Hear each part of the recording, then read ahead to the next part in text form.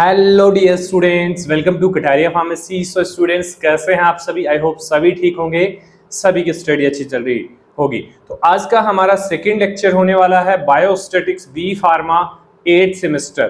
तो पिछले लेक्चर में हमने यूनिट फर्स्ट के बारे में स्टडी किया था। तो जिन बच्चों ने यूनिट फर्स्ट के लेक्चर को अटेंड किया है तो उनके लिए ये सेकेंड लेक्चर होने वाला है। बाकी जिन बच्चों ने यूनिट फर्स्ट के लेक्चर्स अटेंड नहीं किए हैं तो जाके कीजिए, चैनल पे प्लेलिस्ट मिल जाएगी बी फार्मा 8 सेमेस्टर के नाम से। कंप्लीट सब्जेक्ट हम कवर करवाने वाले हैं यूनिट वाइज। एक सब्जेक्ट के 5 यूनिट्स हैं तो 5 लेक्चर्स हमारे होने वाले हैं।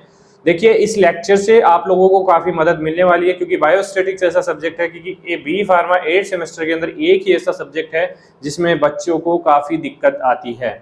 तो मैंने सबसे पहले इसी सब्जेक्ट को लिया है, इसी सब्जेक्ट को अपडेट करने के बारे में सोचा है।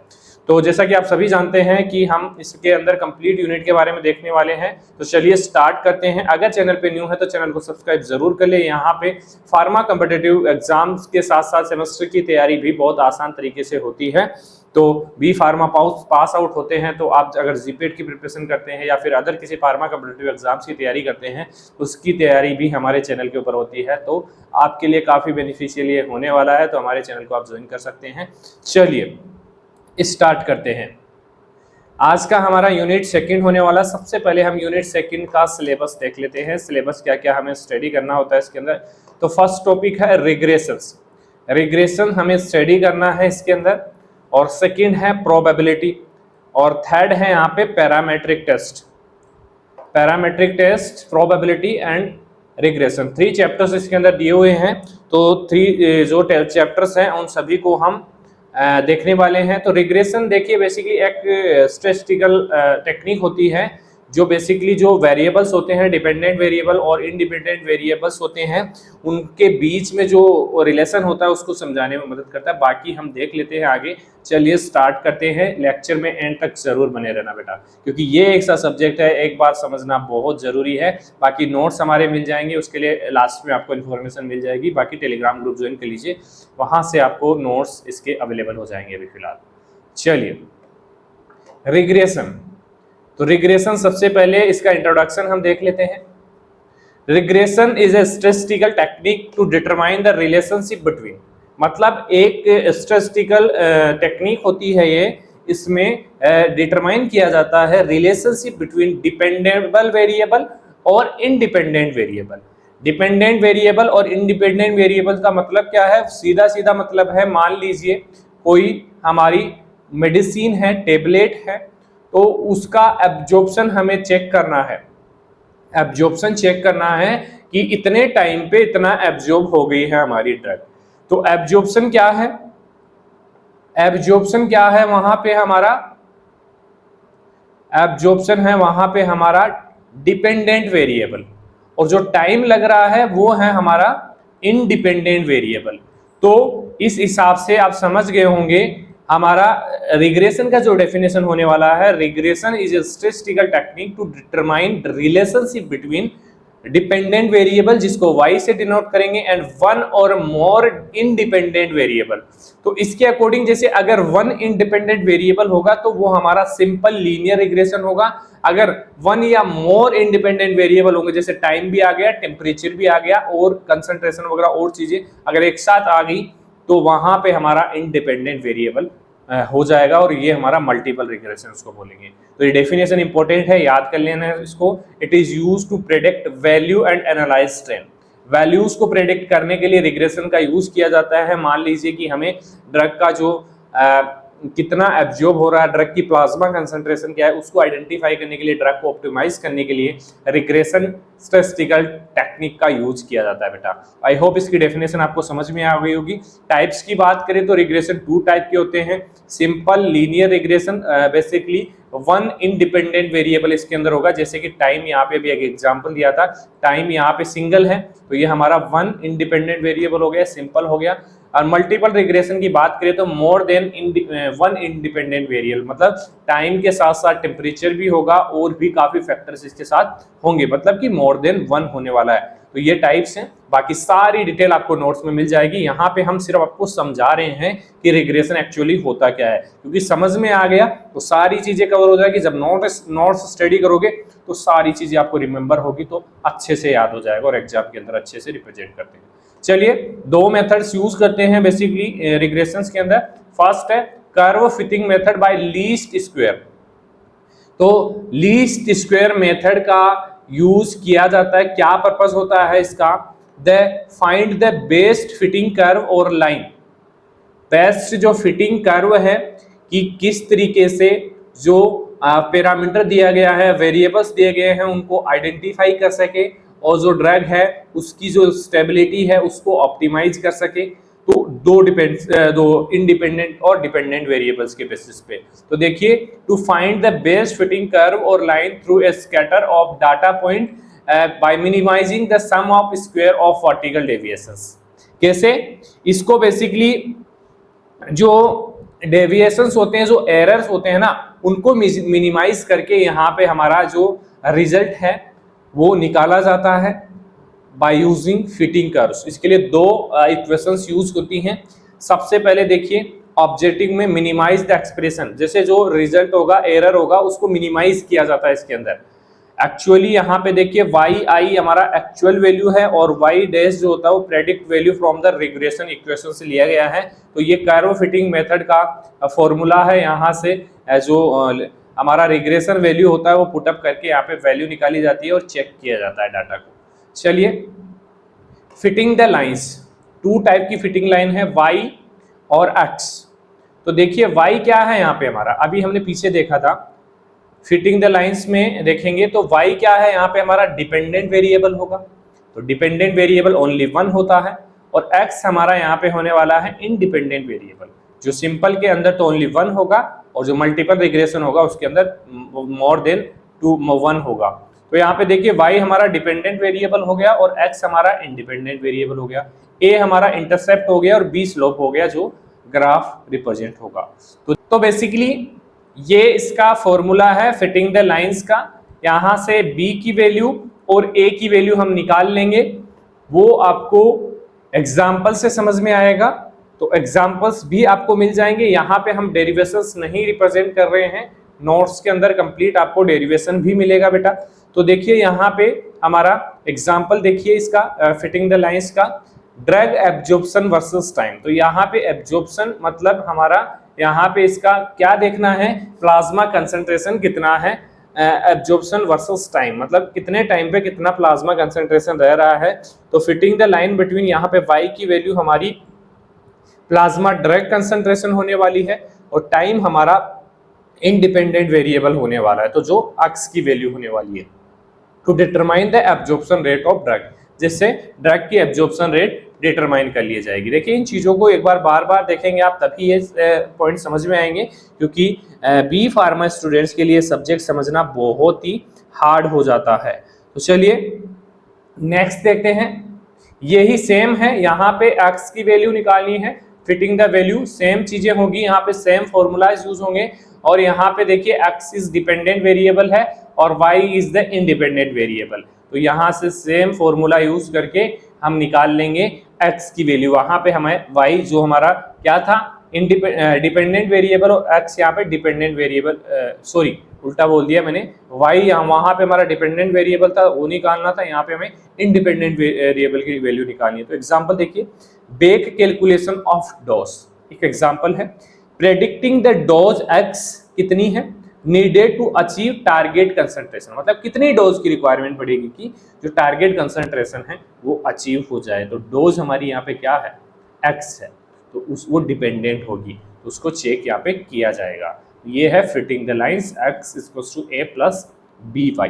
चलिए बात करें मल्टीपल रिग्रेशन की, तो मैंने बताया यहाँ पे जो डिपेंडेंट वेरिएबल होगा उसके साथ साथ जो इंडिपेंडेंट वेरिएबल होने वाले हैं वो 1 से ज्यादा होने वाले हैं।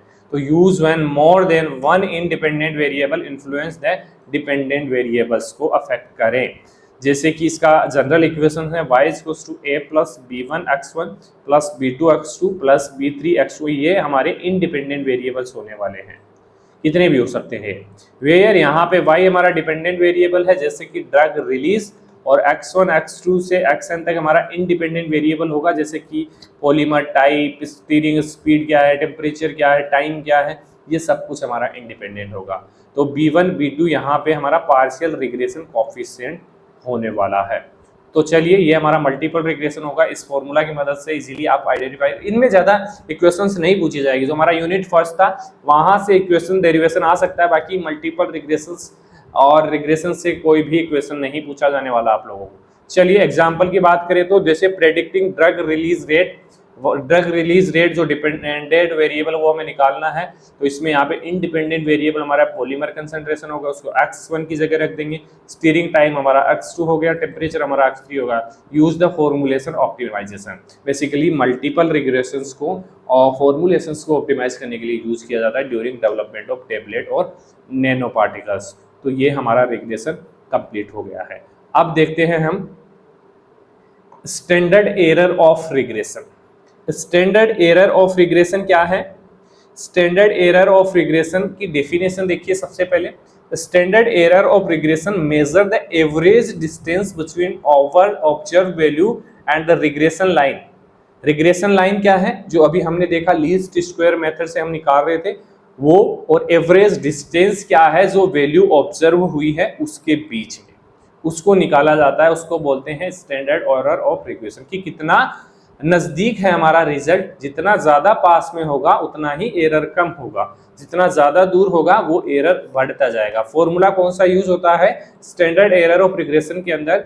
SE जो हमारा स्टैंडर्ड एरर है, तो ये इसका फॉर्मूला है। यहाँ पे हमारा YI हमारा ऑब्जर्व वैल्यू होगा जो ऑब्जर्व किया जाएगा रिग्रेशन से, और YI डेस जो हमारा है वो है predicted value from regression. Regression से जो प्रेडिक्ट वैल्यू हुई है वो होगी, और n नंबर ऑफ ऑब्जर्वेशन, कितना नंबर ऑफ ऑब्जर्वेशन हुआ है, जिससे यहाँ पे हमारा जो स्टैंडर्ड एरर ऑफ रिग्रेशन है वो निकल के आ जाएगा। फॉर्मूला याद रख लेना, बाकी इस पे भी क्वेश्चन नहीं पूछी जाएगी आपसे। चलिए अगर आप लोग रिक्वेस्ट करेंगे तो मैं जो प्रीवियस ईयर पेपर है उसके ऊपर वीडियोस बना दूंगा। बाकी ऑलरेडी हमारे वीडियोस बने हुए हैं, आप जाके चेक कर सकते हैं। बी फार्मा एग्जाम बूस्टर के नाम से आपको प्लेलिस्ट मिलेगी, वहाँ पे बी फार्मा 8 सेमेस्टर के सभी सब्जेक्ट्स के इंपॉर्टेंट क्वेश्चंस का लेक्चर अपलोड है, प्रीवियस जो 5 ईयर बेस्ड पेपर है उनके बेसिस पे। तो समरी देखिए यहाँ पे रिग्रेशंस की। तो टाइप की बात करें तो लीनियर रिग्रेशन होता है, इनवर्स रिग्रेशन होता है, मल्टीपल रिग्रेशन होता है, स्टैंडर्ड एरर ऑफ रिग्रेशन होता है। तो इक्वेशन देखिए लीनियर की y = a + bx, और इनवर्स की देखिए x = a + by। तो यहाँ पे प्रेडिक्ट y फ्रॉम x, और यहाँ पे अपोजिट हो जाएगा predict x from y। Drug concentration versus time, और यहाँ पे dose calculation form target concentration, ये सारी चीजें होती है, मतलब इंडिपेंडेंट वेरिएबल्स होते हैं। मल्टीपल रिग्रेशंस में मैनी यहाँ पे जो इंडिपेंडेंट वेरिएबल्स होंगे और 1 यहाँ पे डिपेंडेंट वेरिएबल होगा। ऑप्टिमाइजेशन ऑफ ड्रग फॉर्मुलेशंस के लिए यूज होता है। देखिए ये चीजें आपको थ्योरी लिखने में मदद करेगी बेटा। स्टैंडर्ड एरर जो होता है बेसिकली इसका फॉर्मूला अभी पीछे देखा था हमने। एरर को मेजर किया जाता है accuracy in self life prediction models. चलिए ये हमारा रिग्रेशंस कंप्लीट हो गया है। चलिए अब नेक्स्ट देखते हैं प्रोबेबिलिटी। प्रोबेबिलिटी क्या होता है वो देखते हैं। तो सबसे पहले जान लेते हैं प्रोबेबिलिटी होता क्या है। वैसे तो प्रोबेबिलिटी आपने 10th क्लास में स्टडी किया होगा, और जो मैथ वाला स्टूडेंट्स है वो तो इजीली जानते हैं। मतलब कि कोई वैल्यू कितनी बार आ सकती है, उसकी कितनी संभावना होती है, उसको बोलते हैं प्रोबेबिलिटी। जैसे सिक्के का एग्जांपल लिया होगा ना, कि कितनी सिक्के को उछालने पे कितनी बार हेड आएगा और कितनी बार टेल आएगा, तो जो वैल्यू होगी उसको हम निकालेंगे और उसको बोलेंगे प्रोबेबिलिटी। तो probability is the measure of the likelihood that a particular event will occur. Formula है, बहुत इजी है। नंबर ऑफ फेवरेबल आउटकम्स कितने हैं, कितनी बार हेड आया, और टोटल आउटकम कितनी बार सिक्का उछाला गया। तो टोटल नंबर ऑफ आउटकम्स यहाँ पे रख दें, मतलब 10 बार सिक्का उछाला है और 5 टाइम हमारा हेड आया है। तो यहाँ से कैलकुलेट कर लेंगे कि कितनी जो प्रोबेबिलिटी होने वाली है कि कितने टाइम वो है हमारा हेड आ सकता है। टाइप ऑफ प्रोबेबिलिटी की बात करें तो थ्योरेटिकल प्रोबेबिलिटी होती है और एक्सपेरिमेंटल होती है। Theoretically basically based on reasoning and formulas के ऊपर बेस होती है, और एक्सपेरिमेंटल जो होती है बेस्ड ऑन एक्चुअल एक्सपेरिमेंट और ट्रायल, जो डायरेक्टली किए जाते हैं उसके ऊपर बेस होती है एक्सपेरिमेंटल प्रोबेबिलिटी, मतलब डायरेक्ट सिक्का उछाल के चेक किया जाएगा, उसको बोलेंगे एक्सपेरिमेंटल प्रोबेबिलिटी। तो थ्योरेटिकल एंड एक्सपेरिमेंटल में काफी डिफरेंस होने वाला है। एग्जांपल देखिए, जो सिक्के का एग्जांपल दिया है वैसे ही देखिए यहाँ पे हमें फार्मास्यूटिकल एग्जाम पर हमें देखना है। तो इफ ए बेच कंटेन 10 टेबलेट, कोई बेच है जिसके अंदर 10 टेबलेट है, मतलब टोटल नंबर ऑफ आउटकम कितने हैं 10 है, उसके अंदर 2 टेबलेट्स आर डिफेक्टिव हैं, 2 टेबलेट्स डिफेक्टिव हैं, तो मतलब कि नंबर ऑफ फेवरेबल आउटकम कितने हैं 2, then the probability of the selective and defective at random is, यहाँ से कैलकुलेट करेंगे तो हमारा जो वैल्यू आएगा 0.2, मतलब कि जो यहाँ पे इस बेच की जो प्रोबेबिलिटी होने वाली है डिफेक्टिव टेबलेट्स की, वो होने वाली है 0.2% तक डिफेक्ट आ सकता है। ऐसे निकालते हैं, एक छोटा सा एग्जांपल है, इससे आप लोगों को समझ में आया होगा। चलिए प्रॉपर्टीज देखते हैं डिस्ट्रीब्यूशन की इसके अंदर। तो बाइनोमियल डिस्ट्रीब्यूशन हो सकता है, पॉइसन डिस्ट्रीब्यूशन हो सकता है, नॉर्मल डिस्ट्रीब्यूशन हो सकता है, ये सब कुछ डिपेंड करता है। डिस्क्रिएट और ओनली 2 आउटकम्स इसके अंदर अकर होंगे, या तो हेड होगा या टेल होगा। फिक्स नंबर ऑफ ट्रायल होंगे, जैसे कि 10 टाइम ट्रायल होगा तो फिक्स होगा। इंडिपेंडेंट इवेंट्स होंगे, कोई भी इवेंट जो होगा मतलब पता नहीं होगा कि हेड आएगा या टेल आएगा, किसी पे डिपेंड नहीं। पॉइसन डिस्ट्रीब्यूशन डिस्क्रीट होगा और मॉडल रेयर इवेंट इसके अंदर होंगे, और means and variance basically Poisson distribution को फॉलो करते हैं। नॉर्मल डिस्ट्रीब्यूशन कंटिन्यूसली यूज होता है, ज़्यादातर जो मेथड्स होते हैं वहाँ पे नॉर्मल डिस्ट्रीब्यूशन का यूज होता है। सिमेट्रिकली बेल शेप इसके अंदर कर्व बनता है, जैसे कि ये हमारा बेल शेप कर्व होता है, ठीक है। चलिए बात करें पॉपुलेशन की, तो पॉपुलेशन मतलब कि डाटा जिसपे हमें एक्सपेरिमेंट करना है ना, उसको पॉपुलेशन बोलेंगे। देखिए पॉपुलेशन इजी है, देखिए a population is the complete set of individual, उसमें कंप्लीट इंडिविजुअल होंगे, आइटम हो सकते हैं या डाटा हो सकता है, possess a common characteristics. It is the entire group about which we want to draw conclusion. Basically 2 type की पॉपुलेशन हो सकती है, एक तो फाइनाइट और एक इनफाइनाइट। फाइनाइट मतलब जिसको हम गिन सकते हैं, जैसे कि नंबर ऑफ पेशेंट्स, और एक इनफाइनाइट जैसे कि बैक्टीरिया प्रेजेंट इन एयर, गिन सकते हैं आप बैक्टीरिया को, नहीं गिन सकते, तो वो होगा हमारा इनफाइनाइट, ठीक है। तो फाइनाइट है countable, all patient in hospital count कर सकते हैं। इनफाइनाइट पॉपुलेशन है अनकाउंटेबल होगी, total possible bacteria in air नहीं गिन सकते, तो वो होगा हमारा इनफाइनाइट पॉपुलेशन। फार्मास्यूटिकल एग्जाम्पल की बात करें तो all diabetic patient in India, वो पॉपुलेशन है। और tablet manufacturing in factory in 1 month population है, या फिर एक बेच है जिसके अंदर 1000 टेबलेट, वो पॉपुलेशन है। तो ये पॉपुलेशन है, ज़्यादा हार्ड नहीं है, आप इजीली लिख सकते हैं। सैंपल, मान लीजिए यहाँ पे 1000 टेबलेट का हमारा बेच है, इसके अंदर से हमें 100 टेबलेट्स को आइडेंटिफाई करना है, तो 100 क्या है, ये हमारा सैंपल है जिसे हम आइडेंटिफाई कर सकते हैं उसको। तो ए sample is A subset of population select for actual analysis, testing and observation. Sample से इजीली समझते हैं। Sampling is done because testing every individual in population is time consuming, expensive and often impossible. क्योंकि सभी, जैसे मान लीजिए 1000 number of patients है, तो उन पे सभी पे स्टडी करना इम्पॉसिबल है, लेकिन अगर 10 नंबर 50 नंबर पेशेंट्स होंगे तो इजीली स्टडी की जा सकती है। तो ये भी एक तरीका होता है। पर्पस क्या होता है सैंपल का, draw a conclusion about the population. Complete अगर 1000 पॉपुलेशन तो उसका कंक्लूजन निकाल लिया जाता है कि फाइनल रिजल्ट क्या आएगा।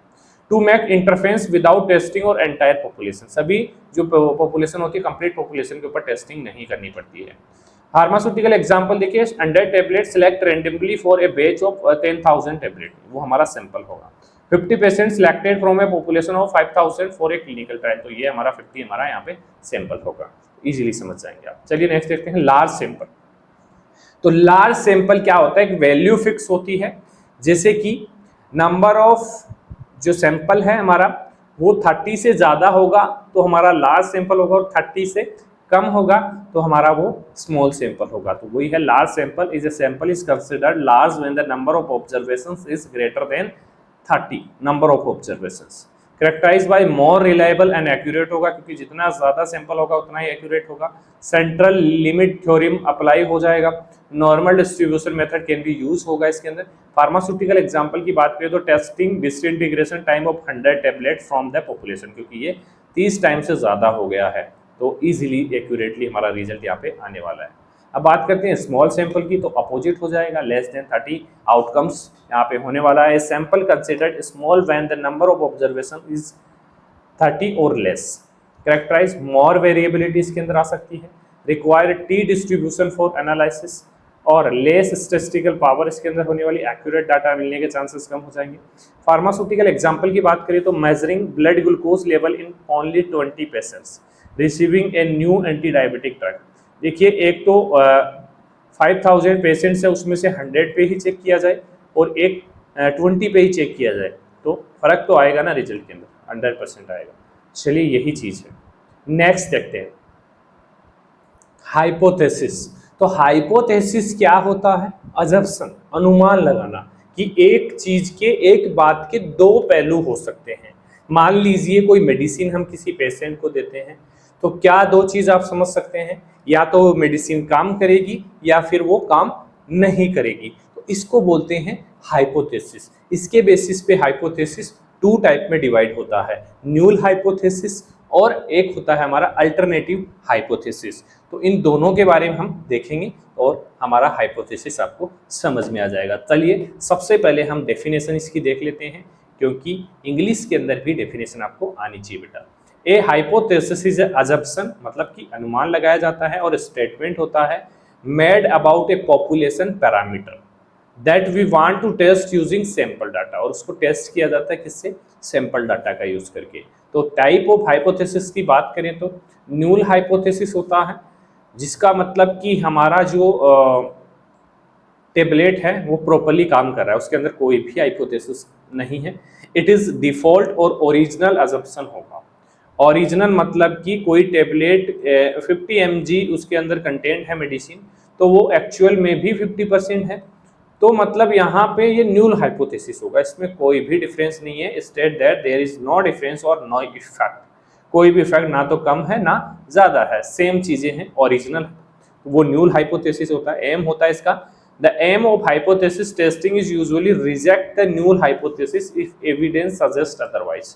मतलब हाइपोथेसिस टेस्टिंग का मेन रीजन क्या होता है, मीन क्या होता है कि जो न्यूल हाइपोथेसिस, मतलब न्यूल हाइपोथेसिस एक ओरिजिनल चीज होती है, तो ओरिजिनल में से कैसे इसको रिजेक्ट किया जाए कि ये सही नहीं है, कि या तो ये ड्रग इफेक्ट कर रही है या नहीं कर रही, उसको आइडेंटिफाई करने के लिए हाइपोथेसिस टेस्टिंग की जाती है। एग्जाम्पल की बात करें तो एक कंपनी कोई कंपनी है वो क्लेम कर रही है कि उसकी जो टेबलेट है उसके अंदर 50 mg ड्रग प्रेजेंट है, मतलब कि इसका यहाँ पे न्यूल हाइपोथेसिस है, the tablet release 50 mg of drug, tablet जो कंपनी ने बताया है वो रिलीज कर रही है, मतलब ओरिजिनल वैल्यू है इसकी, तो ये हमारा होगा न्यूल हाइपोथेसिस।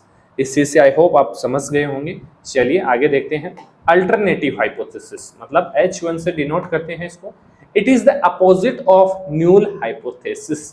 अपोजिट होगा मतलब कि कोई ड्रग है या तो वो इफेक्ट कर रही है या फिर इफेक्ट कम कर रही है या फिर अपोजिट इफेक्ट कर रही है, वो चीज होगी। It state there is the a difference और एन इफेक्ट, इफेक्ट होगा और डिफरेंस होगा इसके अंदर।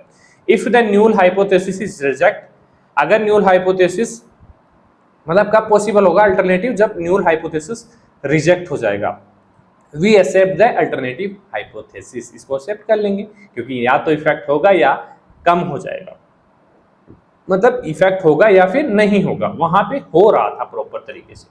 कीवर्ड है यहाँ पे there is a difference, more than, less than और नॉट इक्वल। इक्वल नहीं होगा, इक्वल न्यूल के अंदर होता है, न्यूल हाइपोथेसिस के अंदर या तो मोर देन होगा या लेस देन होगा। तो एग्जांपल देखिए, एक टेबलेट है, does not release 50 mg of drug, could be more और लेस, या तो कम mg रिलीज करता है या फिर ज्यादा रिलीज करता है। कंपनी ने बोला है कि 50 mg रिलीज होता है, लेकिन जब टेस्टिंग हुई तो पता चला कि या तो 40 mg रिलीज हो रहा है या फिर ज्यादा हो रहा है, तो ये इसको बोलते हैं अल्टरनेटिव हाइपोथेसिस। ठीक है, समझ गए होंगे आप लोग।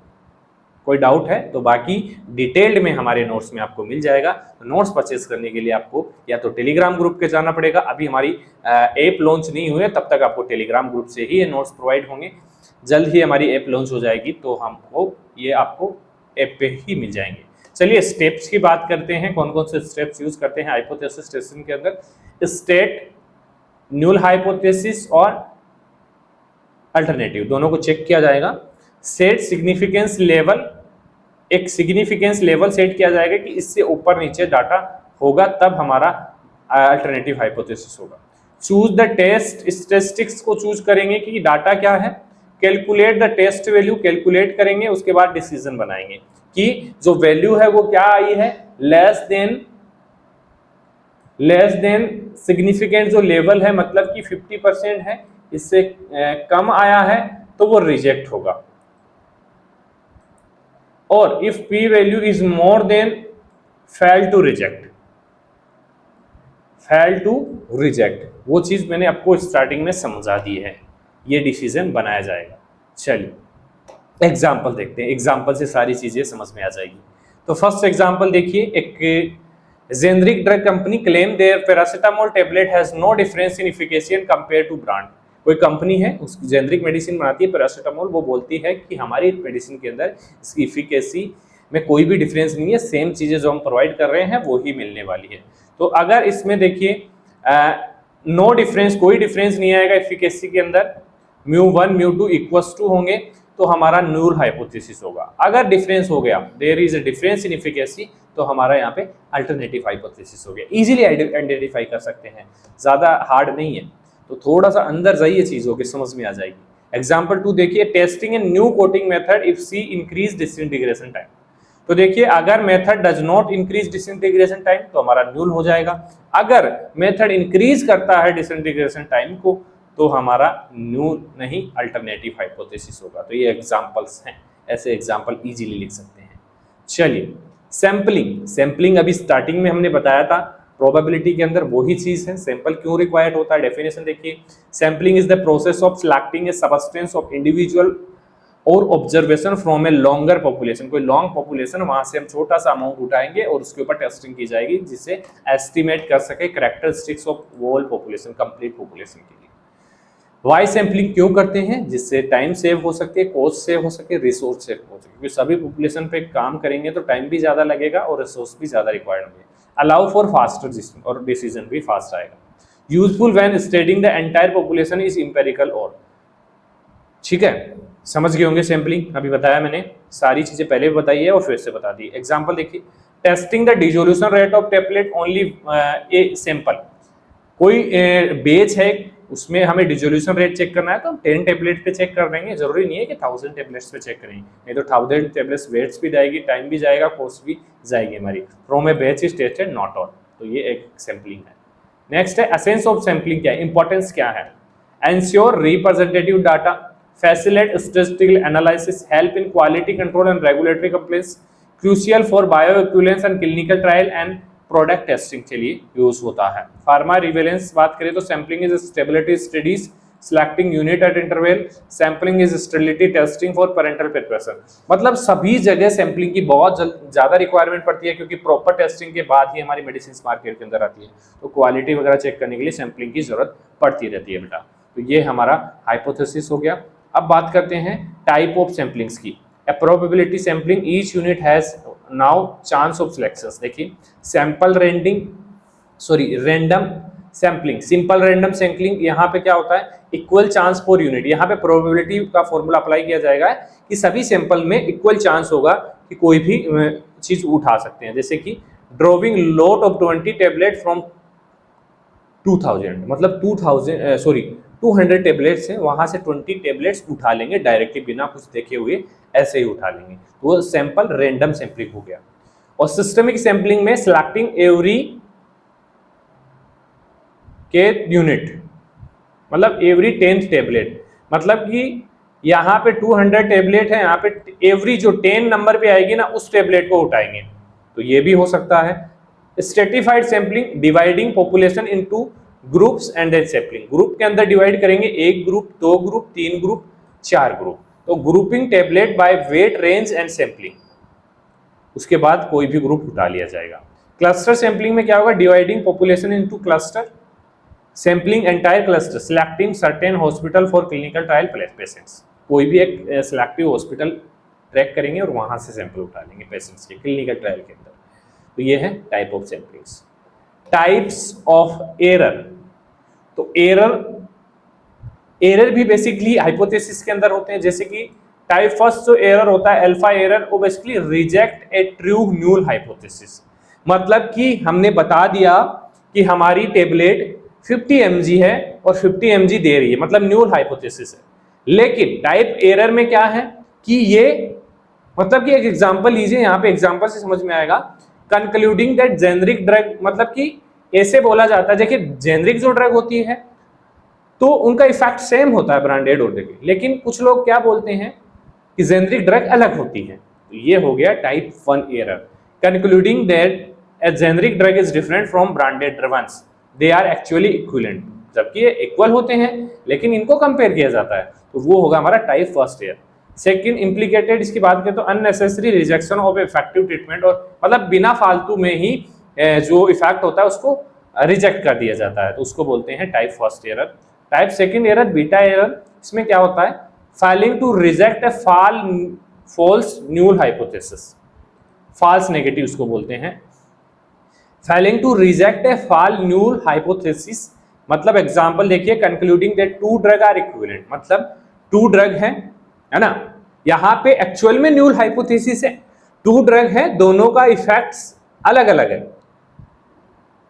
When they actually differ significantly, है ना, दोनों अलग अलग है लेकिन उनको बोलेंगे कि ये सेम ही है, तो वहां पे हमारा अपोजिट हो जाएगा कि वहां पे न्यूल हाइपोथेसिस नहीं था, फिर भी वहां पे न्यूल हाइपोथेसिस बताया गया है, ये फॉल्स नेगेटिव हो गया, वो फॉल्स पॉजिटिव हो गया, थोड़ा सा माइंड लगाना पड़ेगा इसके अंदर। चलिए, standard error of means, it is the standard deviation of sample mean होता है, reflect how much the sample mean deviate from the actual population mean, कि कितना दूर पे है, मतलब जो हमारा मीन आया है वो कितना सैंपल का जो रिजल्ट है उससे दूर है, तो उसको बोलते हैं स्टैंडर्ड एरर ऑफ मीन्स। जो फॉर्मूला देखिए, स्टैंडर्ड डेविएशन अपॉन एन, जो हमारा स्टैंडर्ड डेविएशन और ये सैंपल साइज कितना है, मतलब स्मॉलर जो स्टैंडर्ड एरर ऑफ मीन होगा, more precise estimate of the population mean, मतलब एक्यूरेट होगा, वैल्यू सही होगी, और increase sample size decrease SEM, sample size जैसे जैसे इंक्रीज होगी, ज्यादा सैंपल पे टेस्टिंग होगी तो हमारा स्टैंडर्ड एरर ऑफ मीन कम आएगा, कम टेबलेट पे ज्यादा आएगा, तो ये हमारा स्टैंडर्ड एरर ऑफ मीन्स। चलिए नेक्स्ट देखते हैं, इसका एक बार फार्मास्यूटिकल एग्जांपल देख लेते हैं। बायोइक्विवेलेंस स्टडीज में यूज करते हैं, टेबलेट वेट वेरिएशंस में यूज करते हैं, क्लिनिकल ट्रायल्स में यूज करते हैं, डिसोल्यूशन स्टडीज में भी स्टैंडर्ड एरर ऑफ मीन्स का यूज किया जाता है। चलिए नेक्स्ट देखते हैं, पैरामेट्रिक टेस्ट। तो इसकी डेफिनेशन देखिए, पैरामेट्रिक टेस्ट जो होता है स्टैटिस्टिकल टेस्ट होता है that assume underlying statistical distributions, जो स्टैटिस्टिकल डाटा के डिस्ट्रीब्यूशन होता है उसको अज्यूम करता है in data, typically a normal distribution, basically normal distribution को मान के ही पैरामेट्रिक टेस्ट किए जाते हैं, उसके अकॉर्डिंग ही होते हैं। तो आर इंटरवल और रेशियो स्केल होता है इसके अंदर, पैरामीटर के अंदर, come from normally distributed population, जो नॉर्मली डिस्ट्रीब्यूट होती है पॉपुलेशन वहां से टेस्ट किया जाता है। Have homogeneity of variance, similar spread यहाँ पे होता है, मतलब क्या बताऊं मैं कि इसके अंदर पेयर्स बनाए जाते हैं, कंपेयर किया जाता है पेयर्स को, तो वो अलग अलग जो टाइप्स ऑफ पैरामीट्रिक टेस्ट है, जैसे कि टी टेस्ट होता है, तो इसमें क्या होता है, एनालिसिस ऑफ वेरिएंस, मतलब कि पोस्ट एचओसी टेस्ट होता है, लीस्ट सिग्निफिकेंस डिफरेंस जो बोलते हैं इसको, तो लीस्ट जो सिग्निफिकेंस होता है, तो उसके अंदर देखिए हमारा क्या होता है, एलएसडी ये आइडेंटिफाई करता है, मतलब कि जो एनआओ हमारा एनालिसिस ऑफ वेरिएंस होता है उसके अंदर जो डाटा होता है उसके बाद हमारा लीस्ट सिग्निफिकेंस डिफरेंस चेक किया जाता है, जिससे वैल्यू पता लग जाए कितना डिफरेंस इसके अंदर आया है। जेड वैल्यू, जेड टेस्ट क्या होता है, use when sample size more than 30 and population variance. तो चलिए बात करते हैं टी टेस्ट के बारे में। तो टी टेस्ट का पर्पस क्या होता है, कंपेयर करता है मीन ऑफ वन और two group if see they are statistically different, मतलब मीन को कैलकुलेट कंपेयर करेगा टी टेस्ट के अंदर, मतलब वन और टू ग्रुप्स हैं, वन और टू ग्रुप्स हैं, उनका मीन क्या है उसको कंपेयर करेगा, टी टेस्ट के अंदर कंपेयर करेंगे। वन सैंपल टी टेस्ट, इसके अंदर compare sample mean versus non population mean, मतलब कोई अननोन सैंपल को कंपेयर करेंगे। और जो एग्जांपल देखिए, comparing average tablet weight from a batch versus label claim, मतलब कि कोई एवरेज टेबलेट है उसका वेट या तो बेच के साथ कंपेयर करेंगे या फिर कोई लेबल के ऊपर जो लिखा हुआ है उसके हिसाब से वहां पे उसको चेक किया जाएगा, ठीक है। चलिए, अनपेयर के अंदर ये इंडिपेंडेंट और पूल टेस्ट भी इसको बोलते हैं, इसके अंदर कंपैरिजन जो होगा mean of two independent groups के ऊपर चेक होगा, ठीक है, अननोन ग्रुप्स में नहीं होगा। एग्जांपल देखिए, comparing BP reduction by drug A और drug B in two different patients, मतलब कि दो पेशेंट्स के अंदर दो मेडिसिन से चेक किया जाएगा कि कौन सी मेडिसिन कितना इफेक्ट कर रही है पेशेंट के ऊपर, तो ग्रुप ए और ग्रुप बी। तो यहाँ पे 30 पेशेंट्स होंगे, इसको अलग मेडिसिन दी जाएगी, यहाँ पे 30 पेशेंट्स होंगे, उनको अलग मेडिसिन दी जाएगी। तो गिवन ड्रग ए और गिवन ड्रग बी, इसको अनपेयर्ड टेस्ट बोलेंगे। यहाँ पे टू इंडिपेंडेंट ग्रुप्स होंगे जिनके ऊपर अलग अलग ड्रग का इफेक्ट चेक किया जाएगा, ये होगा हमारा unpaired T test.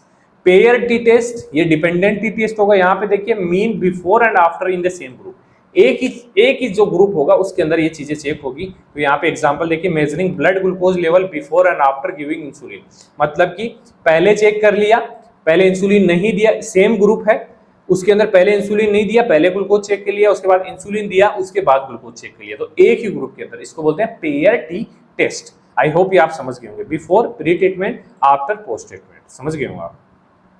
NO, analysis of variance, purpose क्या होता है, when to comparing more than two groups, मतलब मोर देन टू ग्रुप्स होते हैं, उनको कंपेयर करने के लिए एनालिसिस ऑफ वेरिएंस का यूज किया जाता है। एग्जांपल से आपको समझ में आएगा, ये भी वन वे टू वे होता है। तो वन वे NO देखिए, एनालिसिस ऑफ वेरिएंस कंपेयर करते हैं mean of more than two groups based on one factor independent variable, one factor होगा इसके अंदर वन वे के अंदर। तो एग्जांपल देखिए, testing 3 different formulations A, B, C for a tablet of dissolution rate. देखिए यहाँ पे A के लिए 85% है और B के लिए 88% है और C के लिए 91%। 3 ग्रुप्स हैं यहाँ पे, हैं डिफरेंट फॉर्मुलेशंस हैं, तो इनका जो डिसोल्यूशन रेट है वो कंपेयर किया जा रहा है वन वे NO जो एनालिसिस ऑफ वेरिएंस के अंदर, क्योंकि यहाँ पे मोर देन 2 ग्रुप्स हैं, 3 ग्रुप्स यहाँ पे देखने को मिल रहे हैं।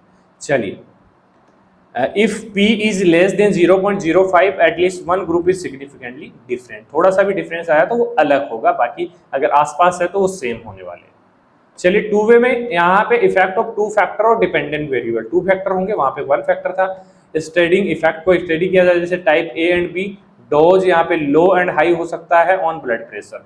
तो देखिए, ड्रग A और ड्रग B 2 फैक्टर हो गए, लो डोज पे और हाई डोज, ये भी फैक्टर हो गए, X1, X2, X3, X4, ये हमारा यहाँ पे टू वे NO हो गया, एनालिसिस ऑफ वेरिएंस। चलिए, अगर आपको डिटेल में चाहिए तो आप हमारे नोट्स पे जा सकते हैं। Least square method after NO, यहाँ पे बेसिकली बताया जाता है कि जो ग्रुप्स हैं उनमें क्या क्या डिफरेंस है, वो लीस्ट सिग्निफिकेंट डिफरेंस से चेक किया जाता है जब NO 1 वे और 2 वो परफॉर्म किया जाता है। तो इसको बोलते हैं post HOC test after NO when the result is significant. Why least significant difference, NO tell there is difference, मतलब NO में बताया गया कि इतना डिफरेंस आया तो उसको चेक किया जाएगा, but not where the difference is LSD tell which group pair और सिग्निफिकेंटली डिफरेंस, किस ग्रुप में कितना डिफरेंस आया है वो LSD बताएगा, least significant difference. I hope ये चीज़ें आपको समझ में आई होगी। किसी बच्चे को कोई डाउट है तो आप हमें कमेंट करके बता सकता है, टेलीग्राम ग्रुप ज्वाइन कर लीजिए, इंस्टाग्राम पेज फॉलो कर लीजिए, और जिस बच्चे को इस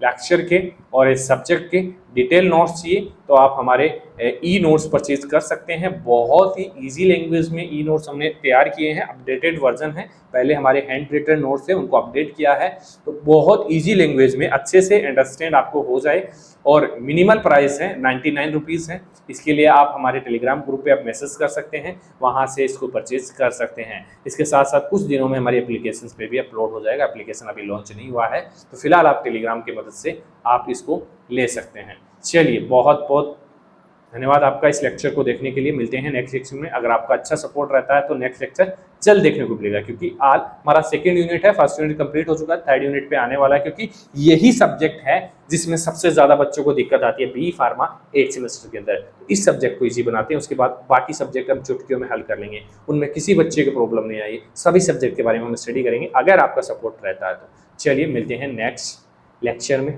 धन्यवाद।